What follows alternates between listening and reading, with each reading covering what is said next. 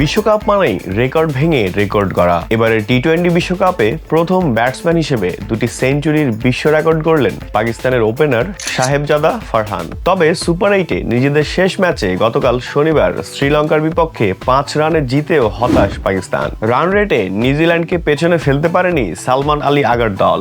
Mitchell স্যান্টনারের দলকে টপকে যেতে হলে শ্রীলঙ্কাকে 147 কিংবা এর কমে থামাতে হতো পাকিস্তানের। 212 রান সংগ্রহ করে শ্রীলঙ্কাকে 207 রানে থামায় তারা। এদিন পাল্লেকেল্লেতে টস হেরে ব্যাট করতে নেমে সাহিবজাদা ও ফাখারের ব্যাটে উড়ন্ত সূচনা পায় পাকিস্তান। ইনিংসের পঞ্চম ওভারে আসে জুটির 50, পাওয়ার প্লেতেই 64।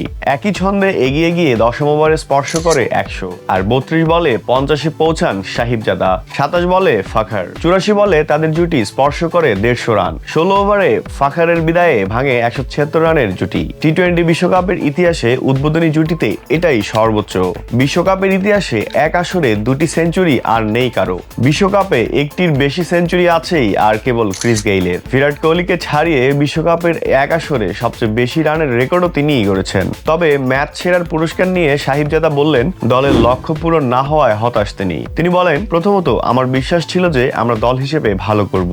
ফাখার যেভাবে খেলছিলেন তাতে আমার মনে হয়েছিল তিনি যদি সেঞ্চুরি করতেন তাহলে দলের জন্য আরো ভালো হতো, কিন্তু আমার ভাগ্যে ছিল যে এটা আমি পাবো। সত্যি বলতে এই সেঞ্চুরি দলকে জেতাতে অর্থাৎ সেমিফাইনালে নিয়ে যেতে সাহায্য করেনি, তাই আমি হতাশ। 6 ইনিংসে 2টি সেঞ্চুরি ও 50-তে 76.60 গড় আর 160.25 স্ট্রাইক রেটে 383 রান নিয়ে আসর শেষ করলেন সাহিবজাদা। বিশ্বকাপে দারুণ পারফরমেন্সের জন্য ঘরোয়া ক্রিকেটকে কৃতিত্ব দিলেন 29 বছর বয়সী এই ব্যাটসম্যান। আমি আগেই বলেছি অনেক অবদান আছে ঘরোয়া ক্রিকেটের। গত 4 বছর ধরে আমি ঘরোয়া ক্রিকেট খেলছি। ঘরোয়া ক্রিকেট পিএসএল এ রানের তালিকার শীর্ষে, এশিয়া কাপে 3-এ ছিলাম এবং এখানেও আমি সর্বোচ্চ রান করেছি। ঘরোয়া ক্রিকেটে ধারাবাহিকভাবে খেলার ফলে ভালো স্ট্রাইক রেটে 100 রান করতে অভ্যস্ত হয়েছি। আমার মনে হয় এখানেও সেই ফর্ম অব্যাহত থেকেছে। পাকিস্তানের হয়ে রেকর্ড করা আমার জন্য খুবই আনন্দের মুহূর্ত, তিনি বলেন।